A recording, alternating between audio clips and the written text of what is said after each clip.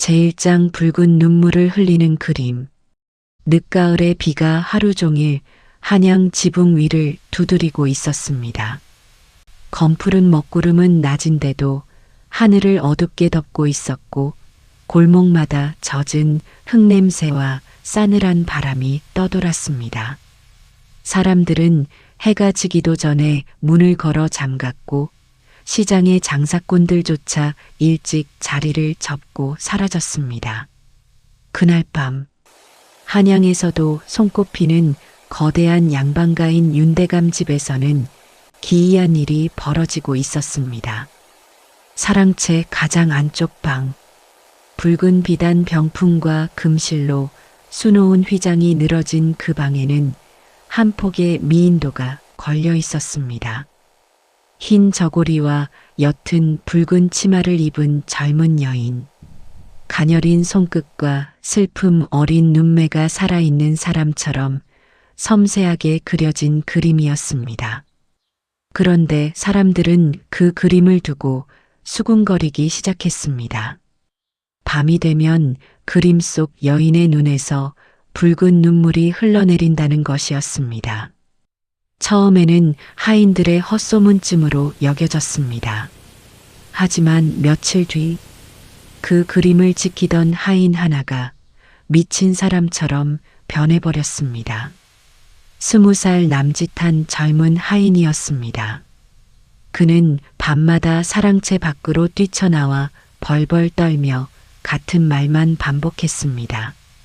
벽 안에서 살려달라고 합니다. 그 여인이 아직 울고 있습니다. 사람들은 그를 붙잡아 방 안에 가두었지만 하인은 자신의 손톱으로 벽을 긁으며 피가 나도록 울부짖었습니다. 그리고 사흘 뒤 새벽, 그 하인은 우물 안에서 싸늘한 시체로 발견되었습니다. 목에는 스스로 맨 듯한 새끼줄이 감겨 있었지만 이상하게도 손톱 밑에는 붉은 안료 같은 것이 잔뜩 끼어 있었습니다. 윤대감 집안은 급히 사건을 덮었습니다. 우물은 바로 메워졌고 하인의 시신은 가족에게조차 제대로 보여주지 않은 채 서둘러 묻혀버렸습니다. 하지만 소문은 이미 한양 바닥에 퍼져나가고 있었습니다. 사람들은 수군거렸습니다. 윤대감 집 사랑채에는 원혼이 붙었다고, 죽은 여인의 저주가 시작되었다고 말입니다. 그 무렵 비를 맞으며 한 사내가 한양 남쪽 성문을 지나고 있었습니다. 낡은 도포 자락은 빗물에 젖어 무겁게 늘어졌고 허름한 삿갓 아래로 드러난 얼굴은 초라한 떠돌이 과객처럼 보였습니다. 그러나 사내의 눈빛만큼은 날카롭게 살아 있었습니다. 그는 주막 처마 밑에 멈춰서서 빗물을 털어냈습니다. 주모가 슬쩍 사내를 바라보며 말했습니다. 주모가 낮은 목소리로 말했습니다. 보아하니 먼 길 오신 듯합니다. 사내가 잔잔한 목소리로 말했습니다. 이 고을은 꽤 어수선한 듯하오. 주모는 주변 눈치를 살핀 뒤 조심스럽게 입을 열었습니다. 주모가 떨리는 목소리로 말했습니다. 요즘 이 고을 윤대감 집 귀신 이야기가 온 장안을 뒤집고 있습니다. 사내의 눈빛이 미세하게 흔들렸습니다. 그는 말없이 막걸리 잔을 내려놓았습니다. 주모가 숨죽인 목소리로 말했습니다. 밤마다 그림에서 피눈물이 흐른답니다. 그 그림을 본 사람들은 하나같이 화를 당하고 있습니다. 주막 안에 있던 사람들도 슬그머니 대화에 끼어들었습니다. 허름한 행상이 겁먹은 얼굴로 말했습니다. 며칠 전엔 하인이 죽었습니다. 죽기 전에 벽 안에서 여자가 운다고 했다지 뭡니까? 늙은 사내 하나가 고개를 절레절레 흔들며 말했습니다. 그 집안이 예전부터 뒤가 구렸어. 갑자기 사라진 기생도 있었고, 순간 주막 안 공기가 싸늘하게 식었습니다. 모두가 입을 다물었습니다. 마치 그 이름을 입 밖에 꺼내는 것조차 두렵다는 듯 했습니다. 그 모습을 가만히 바라보던 사내가 천천히 자리에서 일어났습니다. 그리고 조용히 은전 하나를 내려놓았습니다. 사내가 담담한 목소리로 말했습니다. 윤대감 집이 어디요? 주모는 잠시 머뭇거리다가 떨리는 손으로 골목 너머를 가리켰습니다. 밖에서는 여전히 차가운 비가 내리고 있었습니다. 사내는 천천히 어둠 속으로 걸어 들어갔습니다. 그의 눈빛은 이미 단순한 괴담이 아니라는 걸 말해주고 있었습니다.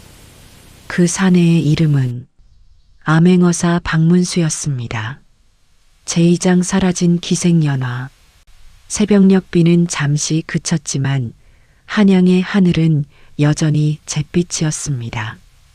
거리에는 밤새 내린 빗물이 고여 있었고 사람들은 윤대감 집 이야기를 입에 올리기만 해도 재수가 없어진다며 수군거렸습니다. 그날 아침 박문수는 허름한 행색 그대로 윤대감 집 근처를 둘러보고 있었습니다. 거대한 기와담장은 높고 음침했습니다. 붉은 대문 앞에는 무장한 사내들이 서 있었고 하인들조차 고개를 숙인 채 빠르게 움직였습니다. 집안 전체에 무거운 공포가 내려앉아 있는 듯 했습니다. 박문수는 일부러 담장 아래 약재를 파는 늙은 노파에게 다가갔습니다. 노파는 손등이 갈라질 만큼 거칠게 늙어 있었고 사람 눈치를 살피며 장사를 하고 있었습니다. 박문수가 낮은 목소리로 말했습니다. 이 집안이 그리 흉흉하다 들었습니다. 노파의 얼굴이 순간 굳어졌습니다. 노파가 떨리는 목소리로 말했습니다. 날이 괜한 이야기 묻지 마십시오. 박문수가 담담한 목소리로 말했습니다. 사람이 죽었다 들었소. 노파는 주변을 두리번거리더니 가까이 다가왔습니다. 노파가 숨죽인 목소리로 말했습니다. 죽은 건 하인 하나만이 아닙니다. 몇 달 전에는 기생 하나도 감쪽같이 사라졌습니다. 박문수의 눈빛이 날카롭게 가라앉았습니다. 박문수가 조용히 말했습니다. 기생 이름이 무엇이었소? 노파는 입술을 떨었습니다. 노파가 작은 목소리로 말했습니다. 연하였습니다. 그 이름이 나오자 주변 공기가 싸늘하게 식었습니다. 근처에서 짐을 나르던 사내 하나가 흠칫 놀라며 고개를 돌렸고 지나가던 여인도 급히 발걸음을 재촉했습니다. 마치 모두가 그 이름 자체를 두려워하는 듯 했습니다. 박문수는 잠시 침묵했습니다. 그리고 품 안에서 작은 종이 하나를 꺼냈습니다. 그것은 어젯밤 몰래 그려둔 미인도의 얼굴이었습니다. 박문수가 종이를 내보이며 말했습니다. 혹 이 얼굴이요? 노파는 그림을 보는 순간 얼굴이 새하얗게 질렸습니다. 손에서 약초 꾸러미가 떨어졌습니다. 노파가 떨리는 목소리로 말했습니다. 맞습니다. 연하입니다. 노파의 눈가가 붉게 젖기 시작했습니다. 노파가 흐느끼며 말했습니다. 참 착한 아이였습니다. 가난한 집안을 먹여 살리려고 기생이 되었는데 웃는 얼굴이 어찌나 맑던지 사람들 마음을 다 풀어주던 아이였습니다. 박문수는 조용히 노파의 말을 듣고 있었습니다. 노파가 고개를 떨군 채 말했습니다. 그런데 어느 날 윤대감 집으로 불려간 뒤 사라졌습니다. 사람들은 도망쳤다고 했지만 아닙니다. 그 아이는 절대로 부모를 버리고 도망칠 아이가 아닙니다. 그 순간 뒤편 골목에서 어린 계집아이 하나가 다급히 뛰어왔습니다. 아이는 노파의 소매를 붙잡고 울먹였습니다. 아이가 겁먹은 목소리로 말했습니다. 할머니 또 그 이야기하면 큰일 난다니까. 노파는 깜짝 놀라 입을 다물었습니다. 그리고 급히 박문수에게 등을 돌렸습니다. 노파가 떨리는 목소리로 말했습니다. 날이 제발 돌아가십시오. 괜히 엮이면 죽습니다. 박문수는 아무 말 없이 윤대감 집 높은 담장을 바라보았습니다. 그 순간 사랑채 방향 창문 너머로 붉은 빛이 스치는 것이 보였습니다. 아주 잠깐이었지만 분명 피처럼 붉은색이었습니다. 그리고 동시에 어디선가 여인의 흐느끼는 듯한 소리가 바람을 타고 들려왔습니다. 박문수의 눈빛이 차갑게 가라앉았습니다. 그날 밤 박문수는 일부러 윤대감 집 하인 모집에 지원했습니다. 떠돌이 선비 행세를 하며 글 읽고 셈할 줄 안다고 하자 관리하던 늙은 집사가 그를 위아래로 훑어보았습니다. 집사가 무뚝뚝한 목소리로 말했습니다. 입이 무거운가? 박문수가 태연한 목소리로 말했습니다. 쓸데없는 말은 하지 않습니다. 집사는 한참 박문수를 노려보다가 천천히 고개를 끄덕였습니다. 집사가 낮게 말했습니다. 사랑채 근처는 얼씬도 하지 마라. 특히 밤에는. 박문수는 일부러 모르는 척 물었습니다. 박문수가 담담한 목소리로 말했습니다. 귀신이라도 나옵니까? 순간 집사의 얼굴이 굳었습니다. 집사는 식은 눈빛으로 박문수를 바라보았습니다. 집사가 싸늘한 목소리로 말했습니다. 쓸데없는 호기심은 오래 못 간다. 그 말과 함께 멀리 사랑채 쪽 문이 삐걱거리며 흔들렸습니다. 바람은 불지 않았습니다. 그런데도 문은 누군가 안에서 천천히 여는 것처럼 움직이고 있었습니다. 그리고 어둠 속 희미하게 붉은 치맛자락 같은 것이 스쳐 지나갔습니다. 박문수는 조용히 눈을 가늘게 떴습니다.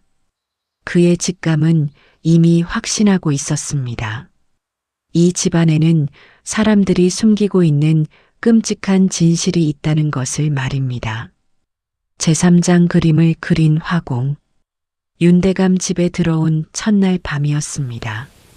하인들이 머무는 행랑채는 축축한 흙냄새와 눅눅한 공기로 가득했습니다. 사람들은 서로 눈도 잘 마주치지 않았고 작은 인기척에도 깜짝 놀라 몸을 떨었습니다. 특히 해가 진 뒤에는 누구도 사랑채 근처로 가지 않았습니다.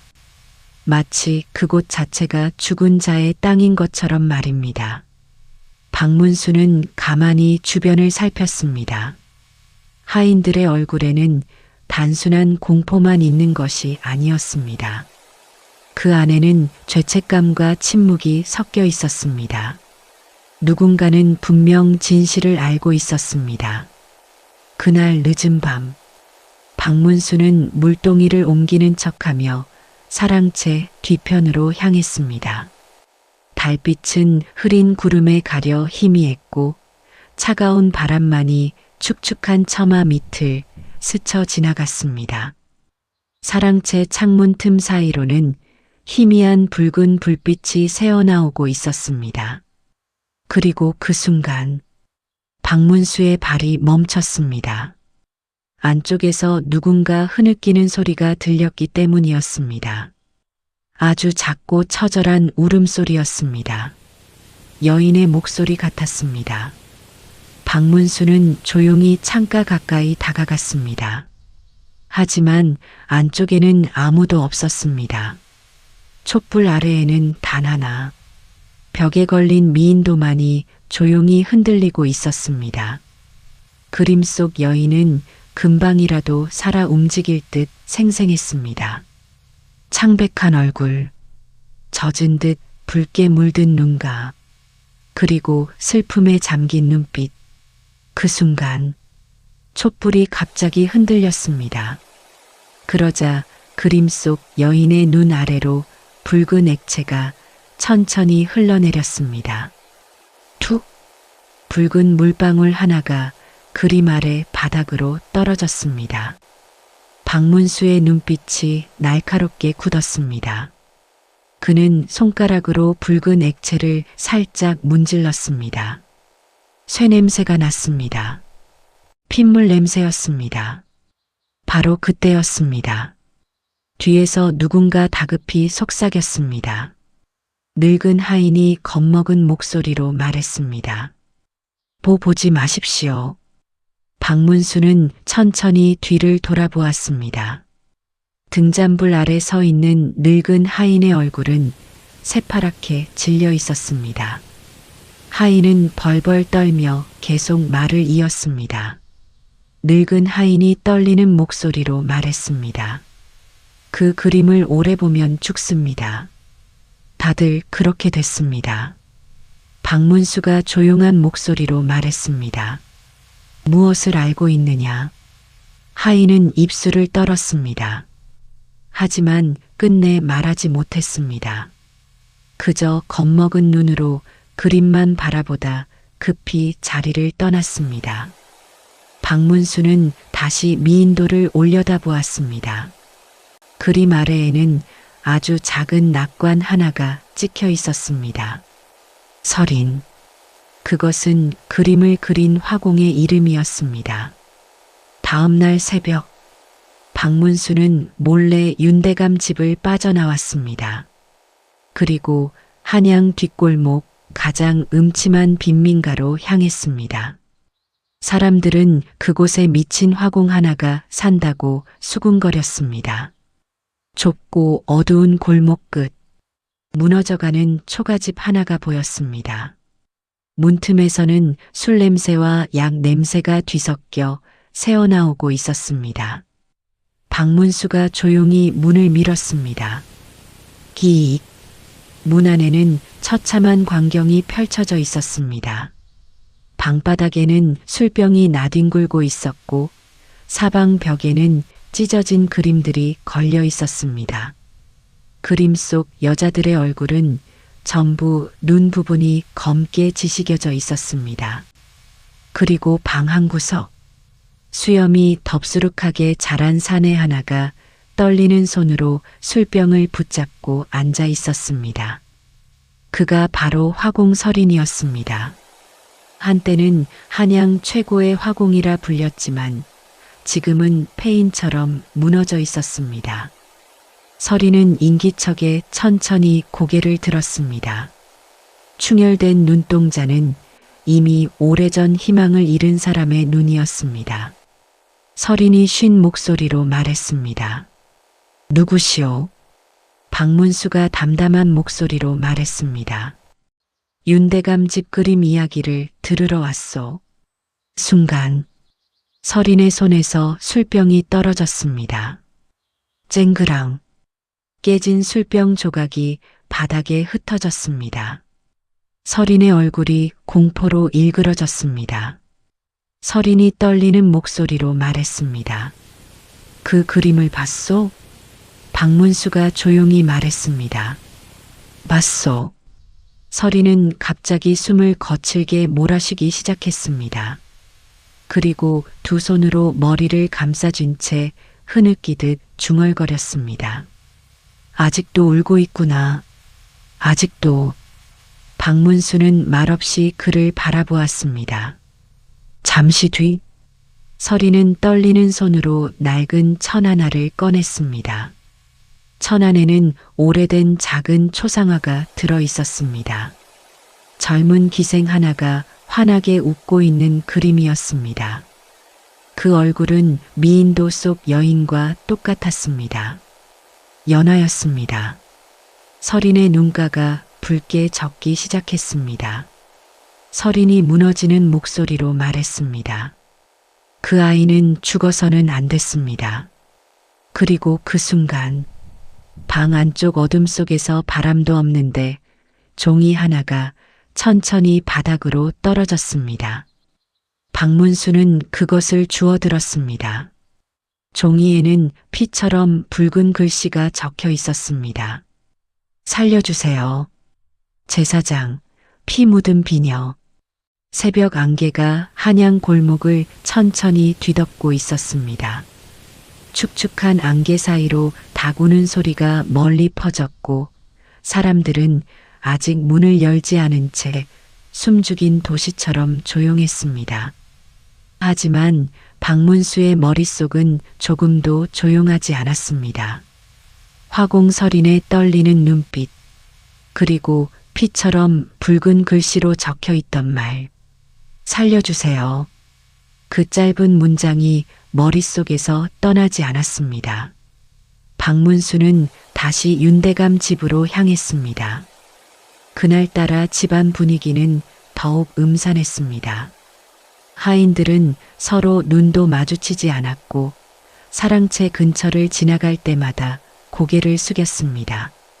마치 그 공간 자체를 두려워하는 사람들 같았습니다. 박문수는 일부러 장작을 나르는 척하며 집안 구석구석을 살폈습니다.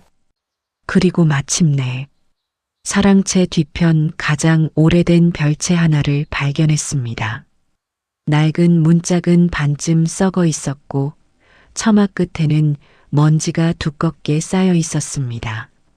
사람의 발길이 끊긴 지 오래된 곳처럼 보였습니다.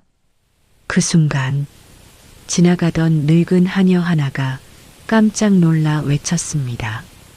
늙은 하녀가 다급한 목소리로 말했습니다. 거긴 들어가면 안 됩니다. 박문수는 일부러 태연한 표정을 지었습니다. 박문수가 무심한 목소리로 말했습니다. 왜 그러시오? 하녀는 금방이라도 올 것 같은 얼굴로 주변을 살폈습니다. 늙은 하녀가 떨리는 목소리로 말했습니다. 예전에 기생이 머물던 방입니다. 순간 박문수의 눈빛이 가라앉았습니다. 박문수가 조용히 말했습니다. 연하였소? 하녀는 그 이름이 나오자 입술을 깨물었습니다. 그리고 끝내 고개를 끄덕였습니다. 늙은 하녀가 울먹이는 목소리로 말했습니다. 그 아이가 사라진 뒤로 아무도 저 방에 가지 않습니다. 밤마다 우는 소리가 들린다고들 합니다. 박문수는 말없이 낡은 문을 밀어 열었습니다. 기익. 문이 열리자 오래된 먼지 냄새와 함께 싸늘한 공기가 흘러나왔습니다. 방 안은 생각보다 좁았습니다.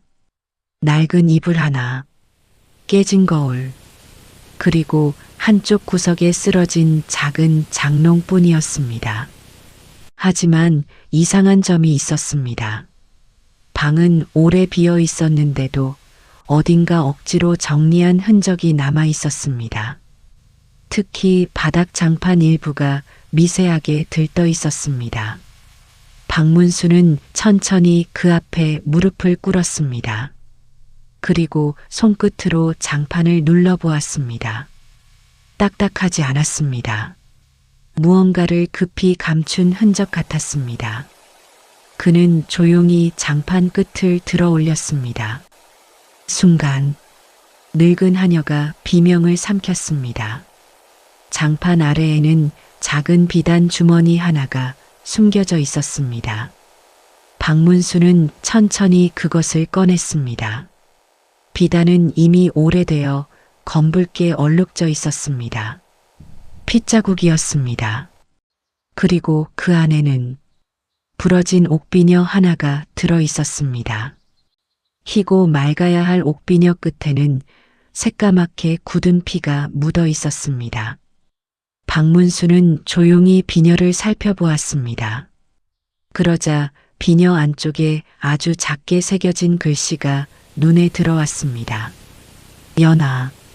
그리고 그 아래 손톱으로 억지로 긁어새긴 듯한 흐릿한 글씨가 더 남아 있었습니다. 살려. 끝까지 새기지 못한 글씨였습니다. 늙은 하녀가 결국 주저앉아 흐느끼기 시작했습니다. 늙은 하녀가 떨리는 목소리로 말했습니다. 그 아이가 마지막까지 가지고 있던 비녀였습니다. 어머니가 물려준 거라고 늘 소중히 여기던 아이였습니다. 박문수는 비녀를 손에 쥔 채 천천히 방 안을 둘러보았습니다. 그 순간 벽 한쪽에 아주 희미한 긁힌 자국들이 보였습니다. 처음에는 잘 보이지 않았지만 햇빛 방향을 바꾸자 선명하게 드러났습니다. 수많은 손톱 자국이었습니다. 누군가 벽을 미친 듯 긁어댄 흔적. 박문수의 눈빛이 차갑게 굳었습니다. 그는 손가락으로 긁힌 벽을 천천히 쓸었습니다. 손끝에 붉은 가루가 묻어났습니다. 핏자국이 오래 스며든 흔적이었습니다. 그 순간 방 밖에서 누군가 거칠게 문을 열어젖혔습니다. 쾅! 윤대감 집 집사였습니다. 집사의 얼굴은 분노와 공포가 뒤섞여 일그러져 있었습니다. 집사가 싸늘한 목소리로 말했습니다. 누가 허락하고 이 방에 들어왔느냐? 박문수는 태연히 몸을 일으켰습니다. 박문수가 담담한 목소리로 말했습니다. 버려진 방인 줄 알았습니다. 집사는 박문수 손에 들린 비녀를 보는 순간 얼굴빛이 새하얗게 질렸습니다. 아주 잠깐이었지만 분명한 반응이었습니다. 박문수는 그 표정을 놓치지 않았습니다. 집사는 황급히 시선을 돌리며 소리쳤습니다. 집사가 떨리는 목소리로 말했습니다. 당장 그걸 내려놔라. 순간 박문수의 확신은 더욱 짙어졌습니다. 연하는 단순히 사라진 것이 아니었습니다. 그녀는 이 집안 어딘가에서 처절하게 도움을 요청하며 죽어간 것이었습니다. 제5장 밤마다 들려오는 울음소리. 그날 밤이었습니다. 한양에는 다시 장대비가 쏟아지기 시작했습니다. 검은 먹구름이 달빛조차 삼켜버렸고 거센 빗소리는 윤대감 집 기와지붕을 쉼없이 두드렸습니다. 번개가 칠 때마다 사랑채 그림자가 음산하게 흔들렸고 하인들은 해가 지자마자 문을 걸어 잠근 채 숨도 크게 쉬지 못했습니다. 특히 사랑채 근처는 완전히 죽은 공간처럼 고요했습니다. 아무도 그곳에 가려 하지 않았습니다. 하지만 박문수는 일부러 그 사랑채 안으로 들어갔습니다. 낡은 촛불 하나만이 희미하게 방 안을 밝히고 있었습니다. 벽 중앙에는 그 미인도가 걸려 있었습니다. 연하, 슬픔 어린 눈빛을 한 채 조용히 서 있는 그림 속 여인. 붉은 치마 자락은 마치 피에 젖은 것처럼 어둡게 물들어 있었습니다. 박문수는 그림 앞에 천천히 앉았습니다. 그리고 조용히 주변을 살폈습니다. 방 안은 지나치게 차가웠습니다.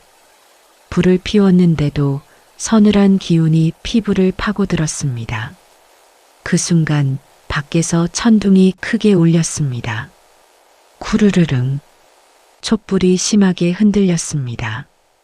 그리고 동시에 어디선가 아주 작은 흐느낌 소리가 들려오기 시작했습니다. 처음에는 빗소리인 줄 알았습니다. 하지만 아니었습니다. 분명 사람이 우는 소리였습니다. 여인의 흐느낌이었습니다. 박문수는 천천히 고개를 들었습니다. 소리는 벽 안쪽에서 들리고 있었습니다. 박문수가 낮은 목소리로 말했습니다. 누구냐? 순간 울음소리가 멈췄습니다. 방 안 공기가 갑자기 싸늘하게 식었습니다. 그리고 툭! 붉은 물방울 하나가 그림 아래로 떨어졌습니다. 박문수의 눈빛이 날카롭게 굳었습니다. 미인도의 눈 아래였습니다. 붉은 액체가 천천히 흘러내리고 있었습니다. 핏물처럼 끈적한 붉은 눈물. 그것은 마치 살아있는 사람이 우는 모습 같았습니다. 바로 그때였습니다. 쿵! 벽 안쪽에서 둔탁한 소리가 들렸습니다. 박문수는 순간 몸을 굳혔습니다. 잠시 뒤, 쿵! 다시 소리가 들렸습니다. 마치 누군가 안에서 벽을 두드리는 듯한 소리였습니다. 그리고 이어졌습니다. 쿵쿵쿵. 점점 다급해지는 소리. 마치 죽기 직전 누군가가 필사적으로 밖으로 나오려는 것 같았습니다. 그 순간 방문 밖에서 비명이 터졌습니다. 젊은 하인이 공포에 질린 얼굴로 무너져 있었습니다. 젊은 하인이 떨리는 목소리로 말했습니다. 또 시작됐습니다. 또 울고 있습니다. 하인의 얼굴은 눈물과 식은땀으로 범벅이 되어 있었습니다. 박문수가 차가운 목소리로 말했습니다. 무엇을 알고 있느냐? 하지만 하인은 겁에 질려 계속 고개만 흔들었습니다. 젊은 하인이 울먹이며 말했습니다. 전 모릅니다. 전 아무것도 못 봤습니다. 살려주십시오. 그 모습은 단순히 귀신을 무서워하는 사람의 모습이 아니었습니다.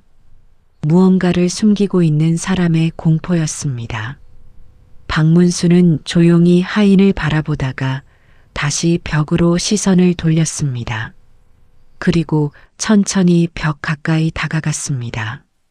벽에 귀를 대는 순간이었습니다. 아주 희미하게 들렸습니다. 여자의 목소리였습니다. 살려주세요. 순간 박문수의 눈빛이 크게 흔들렸습니다. 그 목소리는 환청처럼 희미했지만 너무도 처절했습니다. 죽음 직전 마지막 숨으로 내뱉는 구조 요청 같았습니다. 그때였습니다. 등 뒤에서 차가운 목소리가 들려왔습니다. 윤대감이었습니다. 비단 도포를 걸친 윤대감은 싸늘한 얼굴로 방 안에 서 있었습니다. 그의 눈빛은 살아있는 사람의 눈 같지 않았습니다. 윤대감이 낮고 무거운 목소리로 말했습니다. 밤중에 남의 사랑채에서 무엇하는 것이냐? 박문수는 천천히 몸을 돌렸습니다. 윤대감 뒤에는 집사들과 무사들까지 서 있었습니다. 방 안 공기가 무겁게 가라앉았습니다. 박문수가 태연한 목소리로 말했습니다. 그림이 아름다워 구경하고 있었습니다. 윤대감은 미인도를 힐끗 바라보았습니다. 그리고 아주 잠깐 그의 얼굴에 공포 같은 것이 스쳐 지나갔습니다. 하지만 곧 사라졌습니다. 윤대감이 싸늘한 목소리로 말했습니다. 그 그림 때문에 사람이 죽었다는 헛소문을 믿는 자들이 많다. 하지만 세상에는 쓸데없는 호기심 때문에 죽는 사람도 많은 법이지. 그 말과 동시에 무사들이 한 걸음 앞으로 나왔습니다. 노골적인 협박이었습니다. 그러나 박문수는 조금도 물러서지 않았습니다. 오히려 조용히 벽을 바라보며 입을 열었습니다. 박문수가 낮은 목소리로 말했습니다. 벽 안에 무엇이 있습니까? 순간 윤대감의 얼굴이 굳어버렸습니다. 방 안의 촛불이 흔들렸습니다. 그리고 바로 그때 쿵! 벽 안쪽에서 지금까지와는 비교도 되지 않을 만큼 거대한 충격음이 터져나왔습니다. 마치 누군가 죽기 살기로 벽을 안에서 내리친 것 같은 소리였습니다. 하인들이 비명을 질렀습니다. 무사들조차 얼굴이 새하얗게 질렸습니다. 그리고 미인도의 눈 아래로 붉은 눈물이 다시 한번 길게 흘러내렸습니다. 제육장 벽 속의 여인. 거대한 충격음이 사랑채를 뒤흔든 뒤였습니다. 방 안은 순식간에 아수라장이 되었습니다. 하인들은 공포에 질려 비명을 질렀고 몇몇은 그대로 주저앉아 벌벌 떨었습니다. 심지어 무사들조차 얼굴빛이 창백하게 질린 채 벽에서 한 걸음씩 물러났습니다. 하지만 박문수만은 움직이지 않았습니다. 그의 시선은 오직 벽 하나에 고정되어 있었습니다. 방금 전 들린 소리는 분명했습니다. 사람의 힘이었습니다. 죽음 직전 누군가 남긴 절규 같았습니다. 윤대감이 억지로 침착한 척 입을 열었습니다. 썩은 집이라 소리가 난 것뿐이다. 쓸데없는 소란 피우지 말고 물러나라. 하지만 그의 이마에는 식은땀이 맺혀 있었습니다.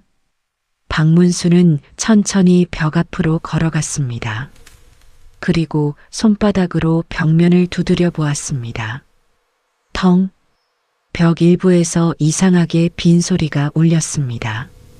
순간 박문수의 눈빛이 차갑게 가라앉았습니다. 박문수가 낮은 목소리로 말했습니다. 벽 뒤가 비어 있습니다. 윤대감의 얼굴이 그대로 굳어버렸습니다. 집사가 다급히 끼어들었습니다. 집사가 거친 목소리로 말했습니다. 허튼 소리입니다. 지금 당장 방에서 나가십시오. 하지만 박문수는 물러서지 않았습니다. 오히려 벽 아래를 자세히 살폈습니다.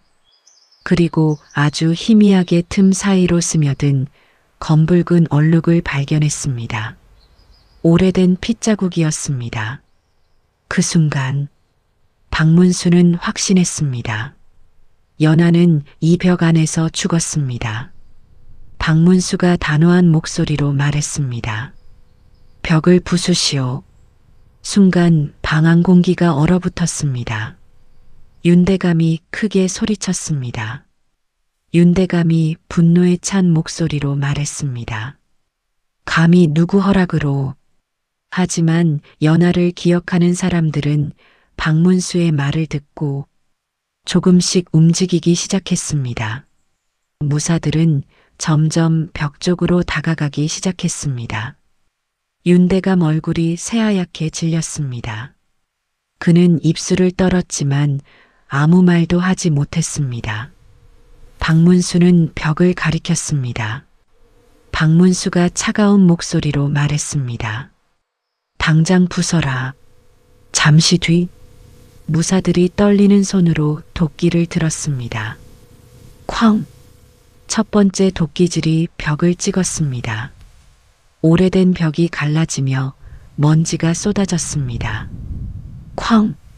쾅!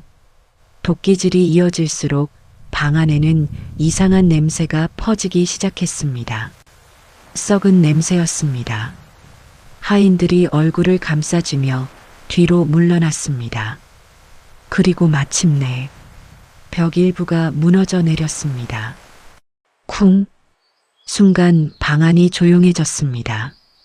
벽 안쪽에는 사람 하나 겨우 들어갈 만큼 좁은 공간이 숨어 있었습니다. 그리고 그 안에는 붉은 비단에 감긴 채 웅크리고 있는 작은 유골 하나가 있었습니다. 하녀 하나가 비명을 질렀습니다. 늙은 하녀가 울부짖는 목소리로 말했습니다. 연하야. 사람들은 충격에 숨조차 쉬지 못했습니다. 유골의 머리에는 부러진 옥비녀 반쪽이 여전히 꽂혀 있었습니다. 박문수가 발견했던 바로 그 비녀였습니다. 그리고 더 끔찍한 것은 따로 있었습니다. 벽 안쪽 나무판 전체가 손톱 자국으로 가득했던 것입니다. 수없이 긁고 또 긁은 흔적. 살고 싶어서 필사적으로 벽을 긁었던 흔적이었습니다. 어떤 곳에는 피가 검게 말라붙어 있었습니다. 하인들이 결국 오열하기 시작했습니다.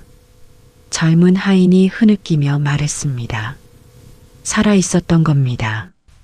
벽 안에 갇힌 채 박문수는 천천히 눈을 감았습니다. 연하는 단순히 죽은 것이 아니었습니다. 어둡고 좁은 벽 속에서 아무도 구해주지 않는 절망 속에서 천천히 죽어갔던 것입니다. 그 순간 무너진 벽 안쪽 바닥에서 무언가 툭 떨어졌습니다. 작은 천 조각이었습니다. 박문수가 그것을 펼쳐보았습니다. 핏물로 얼룩진 천 위에는 떨리는 글씨가 적혀 있었습니다. 어머니, 무섭습니다. 그 짧은 글씨를 보는 순간 늙은 하녀가 끝내 무너져 통곡했습니다. 늙은 하녀가 눈물 섞인 목소리로 말했습니다. 그 아이는 마지막까지 어머니를 찾았습니다. 죽는 순간까지. 그때였습니다. 윤대감이 갑자기 뒤로 비틀거리기 시작했습니다. 그의 얼굴은 죽은 사람처럼 새파랗게 질려 있었습니다. 윤대감이 떨리는 목소리로 말했습니다. 아니다. 나는 죽이지 않았다. 하지만 아무도 그의 말을 믿지 않았습니다. 왜냐하면 무너진 벽 안쪽 가장 깊은 곳에서 사람 손으로 눌러 막은 듯한 흔적과 함께 두 번째 작은 공간이 또 발견되었기 때문입니다. 그리고 그 안에는 누군가 숨기려다 미처 태우지 못한 장부 뭉치가 들어 있었습니다. 제7장 탐욕의 밤. 사랑채 벽 안에서 유골과 장부가 발견된 뒤 윤대감 집은 완전히 뒤집혀 버렸습니다. 하인들은 서로 눈도 마주치지 못한 채 벌벌 떨었고 몇몇은 몰래 짐을 싸 도망치려다 붙잡혔습니다. 마당에는 눅눅한 흙냄새와 썩은 냄새가 뒤섞여 떠돌았고 벽이 무너진 사랑채에서는 아직도 차가운 기운이 흘러나오는 듯 했습니다. 박문수는 발견된 장부를 천천히 펼쳐보았습니다. 장부 안에는 이름들이 빼곡히 적혀 있었습니다. 지방 관리들, 상단의 상인들, 그리고 돈의 액수, 백성들에게 걷어들인 세곡 일부를 빼돌린 기록과 뇌물을 주고받은 내역이 적나라하게 적혀 있었습니다. 핏자국까지 번져 있는 장부였습니다. 박문수의 눈빛이 점점 차갑게 가라앉았습니다. 그때 뒤편에서 흐느끼는 소리가 들렸습니다. 늙은 하녀였습니다. 하녀는 연화의 유골 앞에 무릎을 꿇은 채 오열하고 있었습니다. 늙은 하녀가 눈물 섞인 목소리로 말했습니다. 그 아이는 아무 죄도 없었습니다. 그저 그 장부를 본 죄밖에는. 박문수는 천천히 그녀를 바라보았습니다. 박문수가 낮은 목소리로 말했습니다. 그날 밤 무슨 일이 있었는지 말해보시오. 늙은 하녀의 몸이 크게 떨렸습니다. 그녀는 한참 입술을 깨물다가 끝내 눈물을 쏟아냈습니다. 늙은 하녀가 떨리는 목소리로 말했습니다. 연하는 원래 그를 몰랐습니다. 그런데 윤대감이 술에 취하면 가끔 장부 정리를 시켰습니다. 손이 곱고 글씨가 예쁘다고. 하녀의 눈가가 붉게 젖었습니다. 늙은 하녀가 흐느끼며 말했습니다. 그러던 어느 날 그 아이가 봐서는 안 될 걸 봐버렸습니다. 그날 밤 이야기였습니다. 비가 무섭게 쏟아지던 밤 윤대감은 술에 취한 채 사랑채에서 관리들과 밀담을 나누고 있었습니다. 연하는 술상을 들고 방 안으로 들어갔습니다. 그리고 우연히 장부 내용을 보게 되었습니다. 굶어 죽은 백성들의 이름, 빼돌린 군량미, 뇌물을 받은 관리들의 기록. 연하는 충격에 얼굴이 새하얗게 질렸습니다. 그 모습을 윤대감이 발견했습니다. 윤대감이 싸늘한 목소리로 말했습니다. 방금 무엇을 봤느냐? 연하는 겁에 질려 고개를 숙였습니다. 연하가 떨리는 목소리로 말했습니다. 소녀는 아무것도 보지 못했습니다. 하지만 윤대감은 믿지 않았습니다. 그날 밤 이후 연하는 사실상 감금되었습니다. 사랑채 밖으로 나가지 못했고 하인들조차 그녀와 말을 섞지 못하게 되었습니다. 늙은 하녀는 울먹이며 말을 이었습니다. 늙은 하녀가 흐느끼는 목소리로 말했습니다. 연하는 계속 살려달라고 빌었습니다. 어머니가 아프다며 집에만 보내달라고. 하지만 윤대감은 점점 미쳐갔습니다.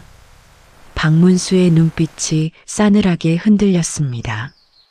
박문수가 조용히 말했습니다. 죽인 건 윤대감이요? 늙은 하녀는 금방이라도 쓰러질 듯 몸을 떨었습니다. 그리고 끝내 고개를 저었습니다. 늙은 하녀가 절망 어린 목소리로 말했습니다. 아닙니다. 더 무서운 건 집안 사람들이 전부 알고 있었다는 겁니다. 순간 방 안 공기가 무겁게 가라앉았습니다.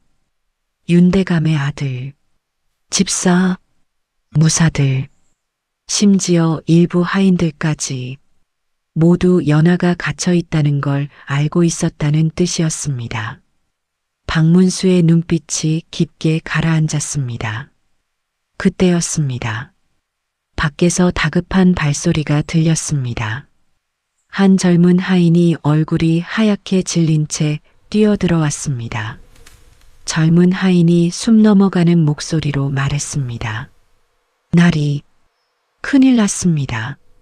박문수가 차분한 목소리로 말했습니다. 무슨 일이냐? 하인은 겁에 질린 얼굴로 말을 더듬었습니다. 젊은 하인이 떨리는 목소리로 말했습니다. 윤대감이 장부를 없애려고 합니다. 순간 박문수는 곧장 몸을 돌려 사랑채 뒤 창고로 달려갔습니다. 거센 비가 다시 쏟아지고 있었습니다. 번개가 하늘을 가르며 번쩍일 때마다 어둠 속 인형들이 드러났습니다.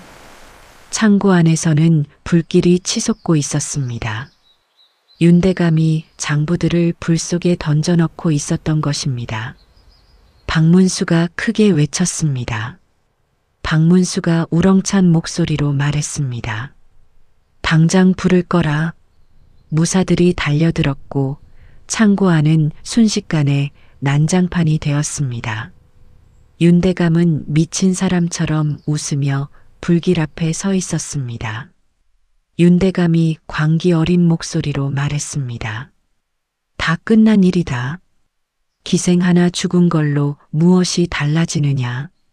세상은 원래 이런 것이다. 하지만 그 순간 창고 천장 위에서 무언가 툭 떨어졌습니다. 붉은 비단 조각이었습니다. 그리고 그 안에는 연하가 직접 쓴 마지막 편지가 숨겨져 있었습니다. 박문수는 천천히 그것을 펼쳤습니다. 젖은 종이 위에는 눈물 자국이 번져 있었습니다. 어머니, 저는 너무 무섭습니다. 아무도 저를 믿어주지 않습니다. 벽 밖에서 사람들이 웃고 있습니다. 그 글을 읽는 순간 창고 앞 모든 사람들이 숨을 삼켰습니다. 그리고 윤대감조차 처음으로 얼굴이 무너져 내리기 시작했습니다. 제8장 침묵한 사람들. 새벽이 밝아오고 있었습니다. 하지만 윤대감 집에는 단 한 줄기 평온도 내려오지 않았습니다. 밤새 내린 비는 마당을 진흙탕으로 만들어버렸고 사랑채 앞에는 횃불과 무사들이 가득 서 있었습니다. 하인들은 한쪽에 무릎 꿇린 채 떨고 있었고 누구 하나 감히 고개를 들지 못했습니다.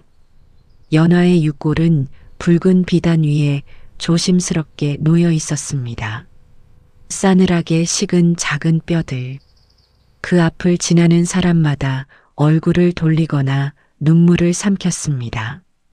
박문수는 조용히 마당 중앙에 서 있었습니다. 그의 눈빛은 밤새 더욱 차갑게 가라앉아 있었습니다. 박문수가 무거운 목소리로 말했습니다. 연아가 벽 안에 갇혀 있었다는 걸 누가 알고 있었느냐? 순간 마당 전체가 죽은 듯 조용해졌습니다. 아무도 입을 열지 않았습니다. 사람들은 서로 눈치만 살핀 채 고개를 숙이고 있었습니다. 박문수는 그 침묵을 천천히 바라보았습니다. 그 침묵이야말로 가장 큰 죄라는 듯 말입니다. 잠시 뒤 젊은 하인 하나가 결국 울음을 터뜨렸습니다. 젊은 하인이 떨리는 목소리로 말했습니다. 저는 죄가 없습니다. 전 시킨 대로 했을 뿐입니다. 박문수가 차가운 목소리로 말했습니다. 무엇을 시켰느냐? 하인은 숨을 거칠게 몰아쉬었습니다. 그리고 끝내 무너져 내렸습니다. 젊은 하인이 흐느끼며 말했습니다. 그날 밤 연아가 도망치려 했습니다. 그 순간 하인들 몇몇이 동시에 몸을 떨었습니다. 감추고 싶었던 기억이 다시 살아난 듯 했습니다. 젊은 하인의 눈에서는 눈물이 쉴 새 없이 흘러내렸습니다. 젊은 하인이 울먹이며 말했습니다. 비가 엄청나게 오던 밤이었습니다. 연아가 울면서 사랑채 문을 두드렸습니다. 살려달라고, 한 번만 집으로 보내달라고. 그의 목소리는 점점 무너져 갔습니다. 젊은 하인이 떨리는 목소리로 말했습니다. 하지만 집사가 우릴 불렀습니다. 도망치면 다 같이 죽는다고 했습니다. 그래서 하인은 끝내 말을 잇지 못하고 얼굴을 감싸쥐었습니다. 그 모습을 보던 늙은 하녀도 흐느끼기 시작했습니다. 늙은 하녀가 울부짖는 목소리로 말했습니다. 그 아이가 무릎 꿇고 빌었습니다. 어머니가 기다리고 있다고. 자긴 아무 말도 안 하겠다고. 하녀의 몸이 크게 떨렸습니다. 늙은 하녀가 오열하며 말했습니다. 그런데도 아무도 그 아이 편을 들어주지 않았습니다. 마당 여기저기서 흐느끼는 소리가 터져 나왔습니다. 하지만 그 눈물은 너무 늦은 후회였습니다. 이미 연아는 죽은 뒤였습니다. 박문수는 조용히 눈을 감았습니다. 그는 알고 있었습니다. 사람들은 모두 악인이 아니었습니다. 누군가는 먹여 살릴 가족이 있었고, 누군가는 맞아 죽는 것이 두려웠으며, 누군가는 권세 앞에 입을 다물 수밖에 없었습니다. 하지만 그 침묵들이 모여 결국 한 사람을 죽였습니다. 바로 그때였습니다. 마당 구석에서 묶여있던 집사가 갑자기 소리쳤습니다. 집사가 악에 받친 목소리로 말했습니다. 다들 왜 나만 보는 거냐? 너희도 똑같았다. 병 막을 때 다 같이 있었잖아. 순간 하인들의 얼굴이 공포로 굳어버렸습니다. 집사는 미친 듯 웃으며 계속 외쳤습니다. 집사가 광기 어린 목소리로 말했습니다. 연아가 안에서 울부짖을 때 벽 긁는 소리 들으면서도 아무도 움직이지 않았잖아. 다들 들었잖아. 그 말과 함께 마당에 있던 하인 하나가 그대로 구토를 하며 쓰러졌습니다. 또 다른 하녀는 귀를 막은 채 비명을 질렀습니다. 그날 밤의 기억은 모두에게 지옥처럼 남아 있었던 것입니다. 연아는 죽는 순간까지 살아달라고 외쳤습니다. 벽 안에서, 어둠 속에서 사람들이 바로 밖에 있는 걸 알면서도, 하지만 누구도 그녀를 구하지 않았습니다. 그 순간 박문수는 천천히 사랑채 무너진 벽 앞으로 걸어갔습니다. 그리고 벽 안쪽 깊은 곳을 가만히 바라보았습니다. 긁힌 자국들, 말라붙은 피, 부러진 손톱, 그 처절한 흔적들 사이에 작은 천 조각 하나가 더 남아 있었습니다. 박문수는 그것을 천천히 꺼냈습니다. 거기에는 흐릿한 글씨가 적혀 있었습니다. 밖에 사람들이 있습니다. 그런데 아무도 문을 열어주지 않습니다. 그 짧은 문장을 읽는 순간 마당에 있던 사람들 대부분이 고개를 떨구고 흐느끼기 시작했습니다. 그것은 단순한 유서가 아니었습니다. 살아있는 사람들에게 남긴 마지막 절망이었습니다. 바로 그때였습니다. 멀리서 비틀거리며 누군가 윤대감 집 안으로 뛰어들어왔습니다. 낡은 저고리를 입은 중년 여인이었습니다. 여인은 연화의 유골을 보는 순간 그대로 무너져 내렸습니다. 그리고 피가 터지듯 절규했습니다. 여인이 찢어지는 목소리로 말했습니다. 연화야. 연화의 어머니였습니다. 제구장 화공의 죄.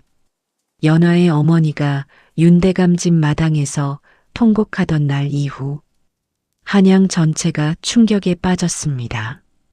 사람들은 윤대감 집 담장 앞에 모여 수군거렸고 벽 안에서 발견된 유골 이야기와 피눈물을 흘리는 미인도 이야기는 삽시간에 퍼져나갔습니다.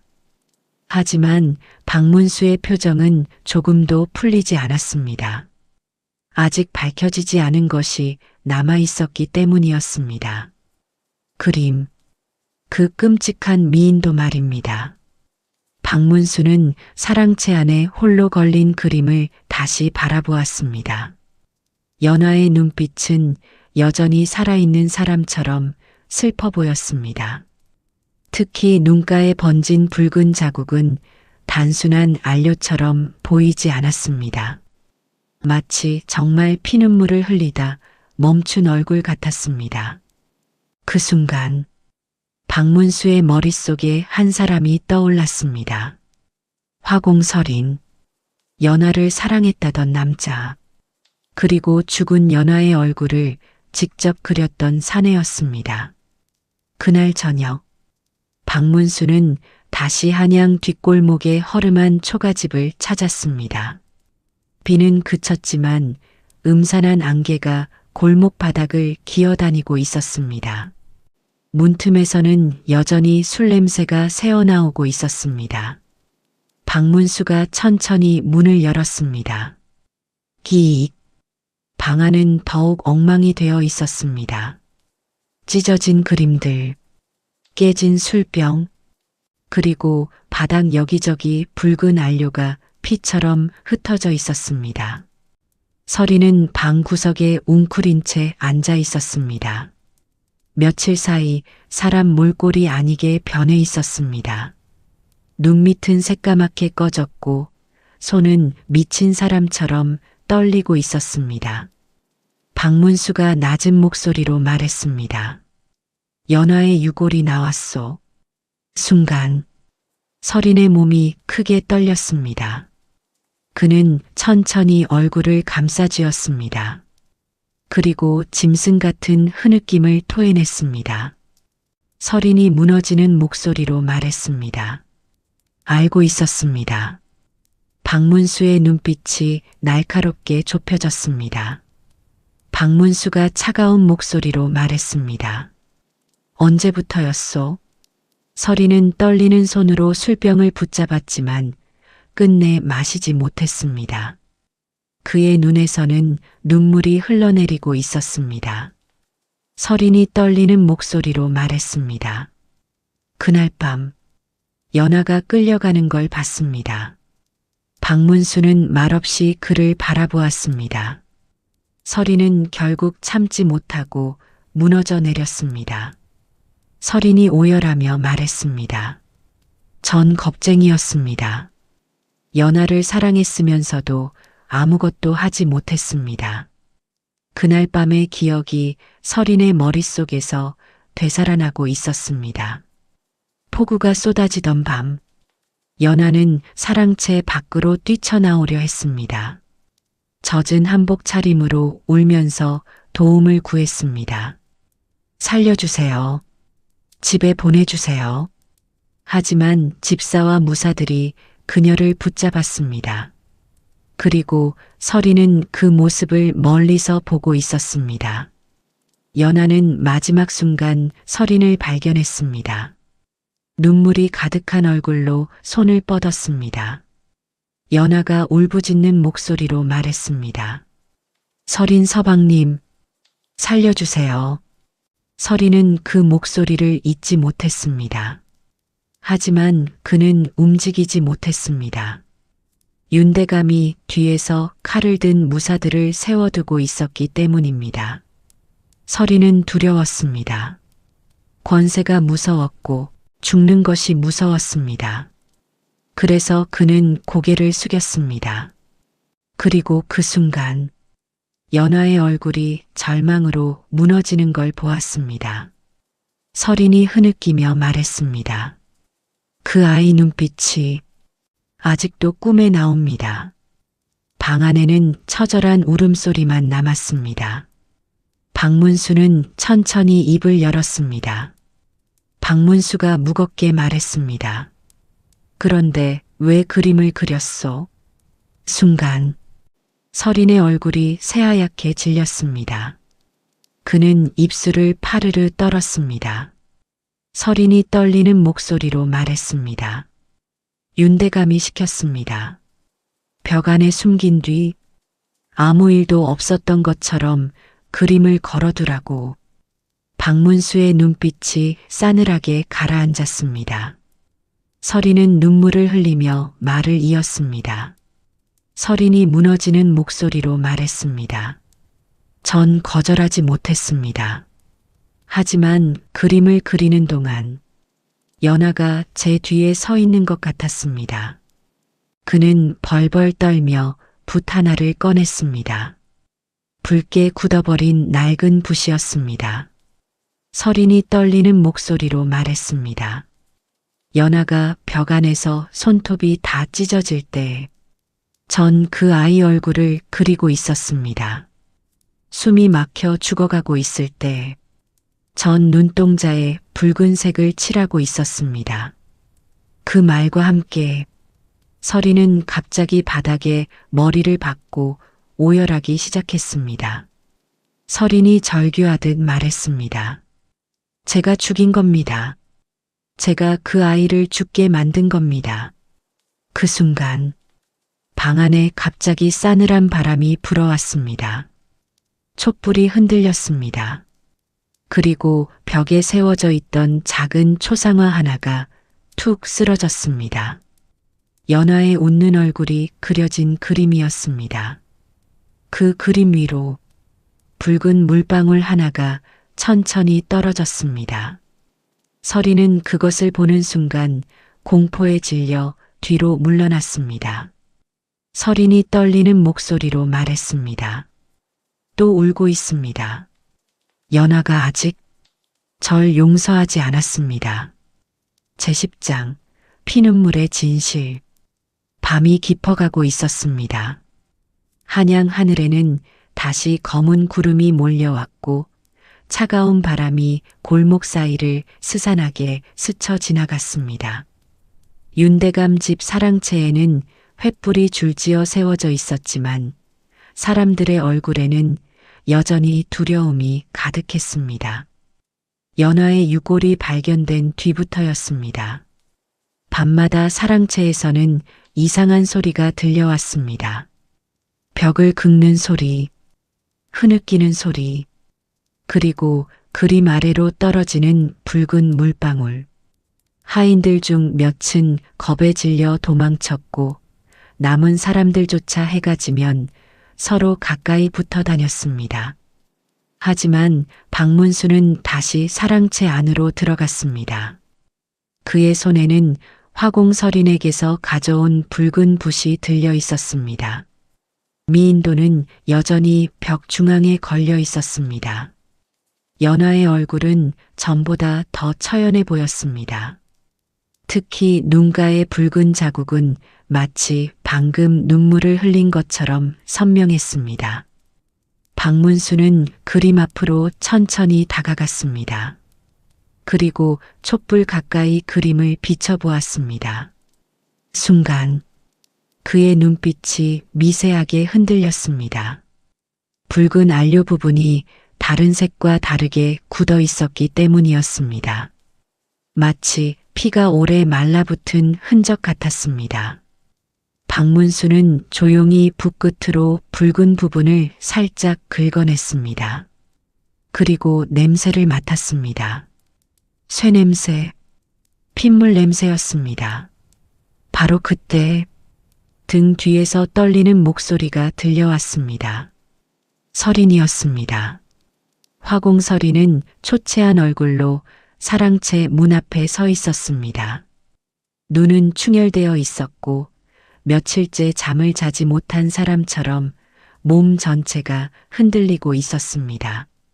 서린이 갈라진 목소리로 말했습니다. 그림을 태워야 합니다. 저 그림은 살아 있습니다. 박문수는 말없이 그를 바라보았습니다. 잠시 뒤 박문수가 낮은 목소리로 말했습니다. 붉은 안료에 무엇을 섞었느냐?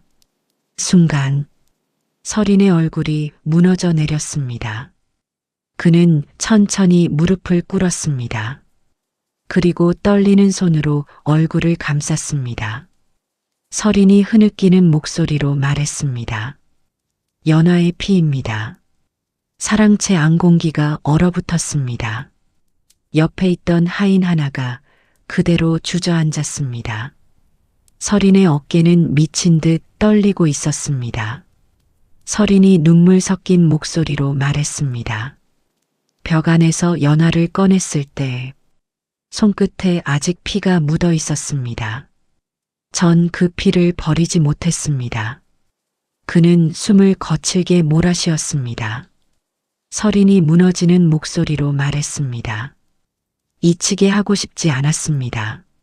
세상 사람들이 아무 일도 없었던 것처럼 살아가는 게 견딜 수 없었습니다.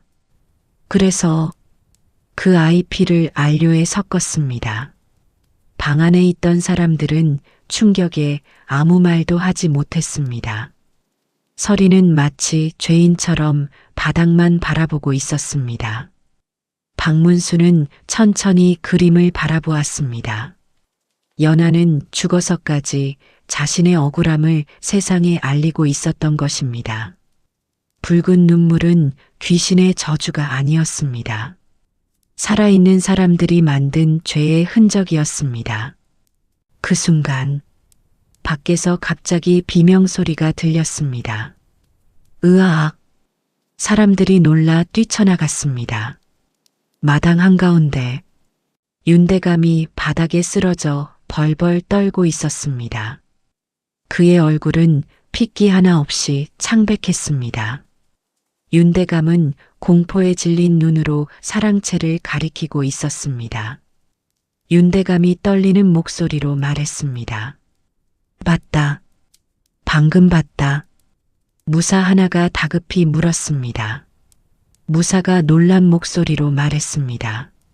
무엇을 보셨습니까? 윤대감은 숨도 제대로 쉬지 못한 채 떨었습니다.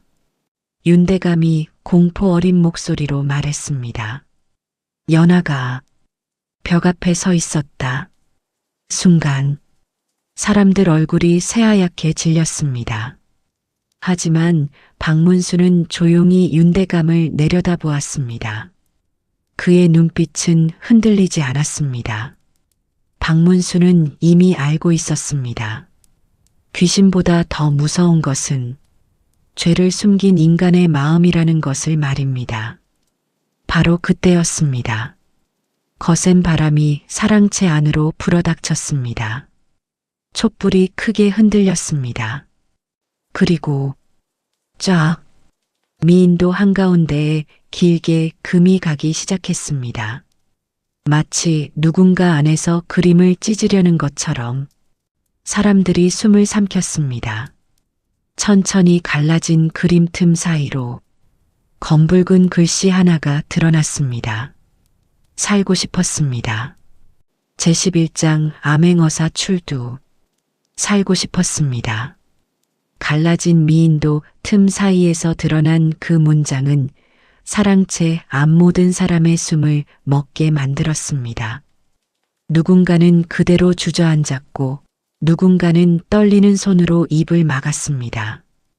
윤대감은 완전히 넋이 나간 얼굴로 그림만 바라보고 있었습니다. 마치 지금까지 숨겨왔던 죄가 마침내 자신을 물어뜯기 시작한 사람 같았습니다. 밖에서는 천둥이 하늘을 뒤흔들고 있었습니다. 쿠르르릉. 거센 비바람이 사랑채 문을 흔들었고 차가운 바람은 마당의 횃불까지 뒤집어 버릴 듯 몰아쳤습니다. 하지만 박문수의 눈빛만은 흔들리지 않았습니다. 그는 천천히 갈라진 미인도를 바라보았습니다. 그리고 마침내 모든 퍼즐이 맞춰졌습니다. 연하는 마지막 순간까지 살고 싶어 했습니다. 복수를 원한 것도 아니었습니다. 그저 살아서 어머니에게 돌아가고 싶었을 뿐이었습니다. 하지만 사람들은 그녀의 울음소리를 들으면서도 외면했습니다. 박문수는 천천히 몸을 돌렸습니다. 그리고 마당 중앙으로 걸어나갔습니다. 비는 점점 거세지고 있었습니다. 윤대감 집사람들과 하인들, 무사들까지 모두 떨리는 얼굴로 박문수를 바라보았습니다. 그 순간 박문수가 품 안에서 둥근 황금 마패를 꺼내 들었습니다. 번쩍 벼락빛 아래 말무늬가 새겨진 황금 마패가 어둠 속에서 강하게 빛났습니다. 사람들의 얼굴이 충격으로 굳어졌습니다. 박문수의 목소리가 빗소리를 가르며 울려 퍼졌습니다. 박문수가 우렁찬 목소리로 말했습니다. 암행어사 출두요. 순간 윤대감 집 마당 전체가 얼어붙었습니다. 무사들과 하인들이 일제히 무릎을 꿇었습니다. 몇몇은 겁에 질려 울기 시작했고 어떤 이는 이마를 땅에 박은 채 벌벌 떨었습니다. 윤대감은 뒤로 비틀거리며 주저앉았습니다. 그의 눈에는 이제 오만함도 권세도 남아있지 않았습니다. 오직 공포만이 남아있었습니다. 박문수는 차갑게 윤대감을 내려다보았습니다. 박문수가 무거운 목소리로 말했습니다. 백성의 피를 빨아먹고 죄 없는 여인을 벽 속에 가두어 죽였으며 그 죽음을 감추기 위해 모두를 침묵하게 만들었다. 윤대감, 그 죄를 어찌 감당하려 하였느냐. 윤대감의 입술이 파르르 떨렸습니다. 그는 무언가 변명하려 했지만 끝내 입을 열지 못했습니다. 그 순간 연화의 어머니가 앞으로 걸어 나왔습니다. 비에 젖은 채 떨고 있는 초라한 중년 여인이었습니다. 하지만 그녀의 눈빛만큼은 처절하게 살아 있었습니다. 연화의 어머니가 울부짖는 목소리로 말했습니다. 왜 우리 아이였습니까? 왜 그 어린아이를 그렇게 죽였습니까? 윤대감은 끝내 그녀를 바라보지 못했습니다. 고개를 숙인 채 떨기만 했습니다.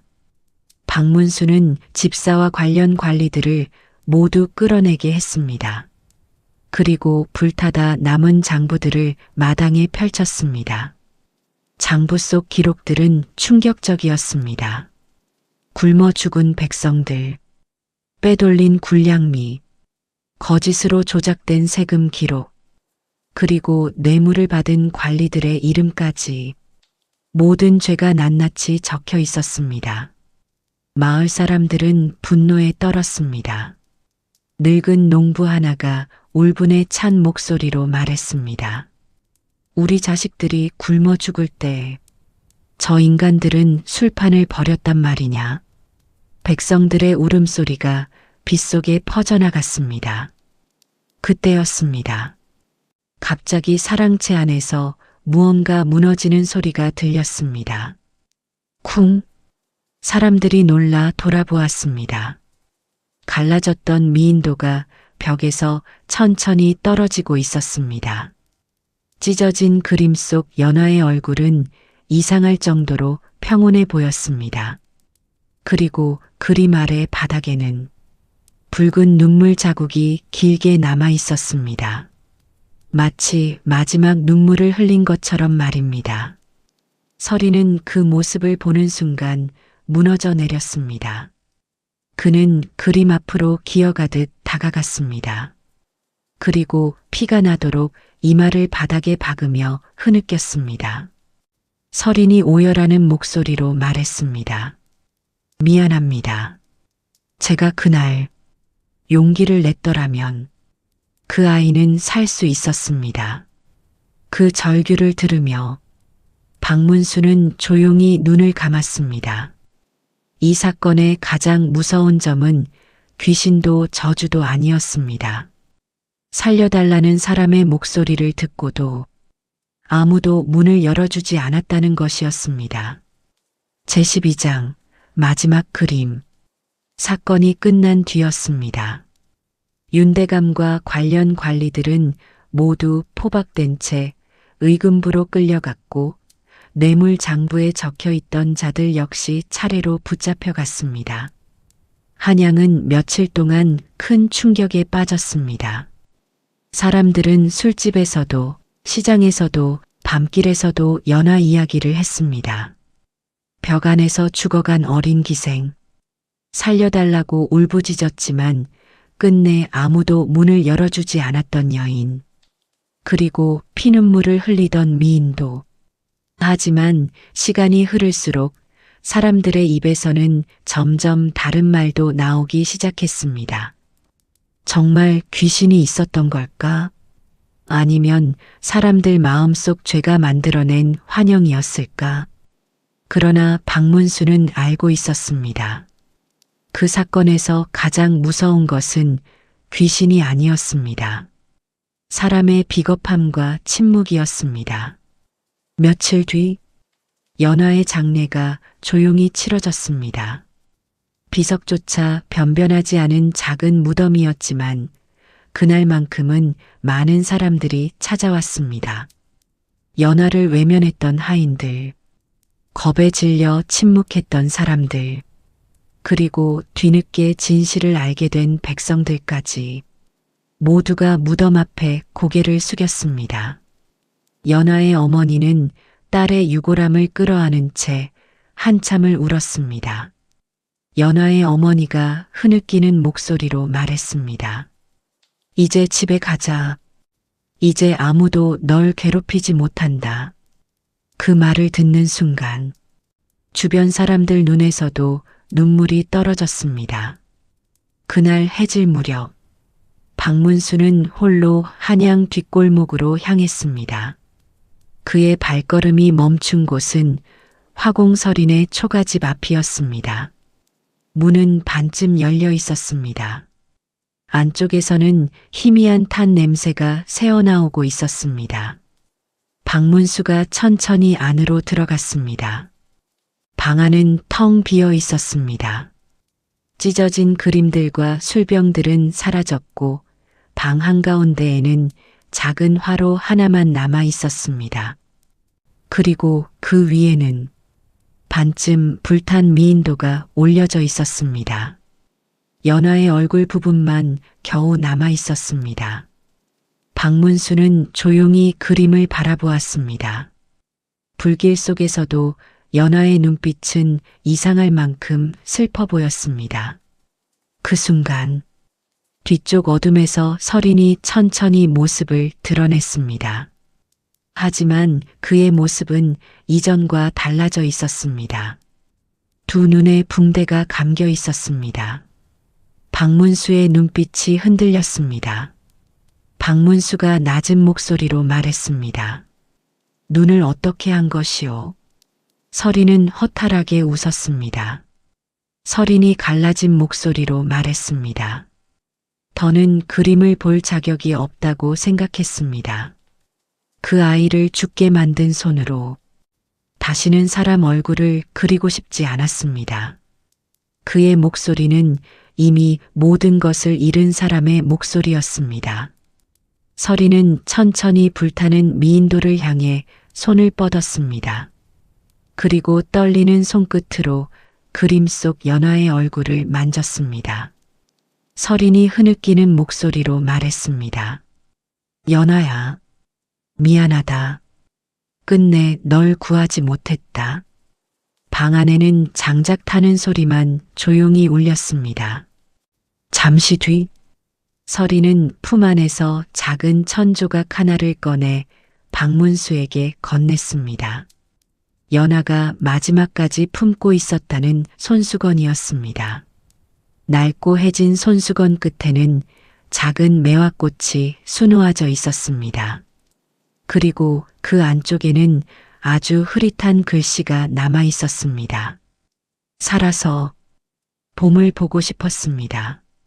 그 짧은 문장을 보는 순간 박문수는 천천히 눈을 감았습니다. 연하는 끝까지 거창한 것을 바라지 않았습니다.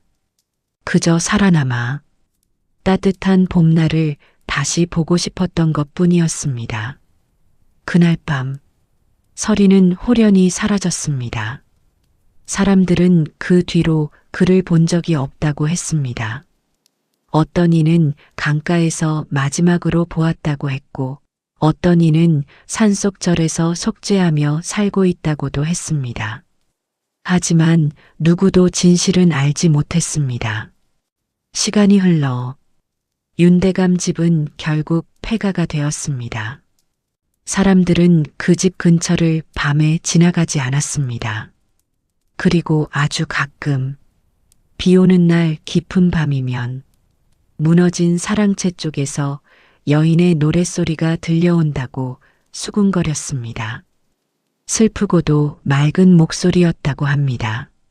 마치 긴 어둠 끝에서 이제야 겨우 자유로워진 사람처럼 말입니다.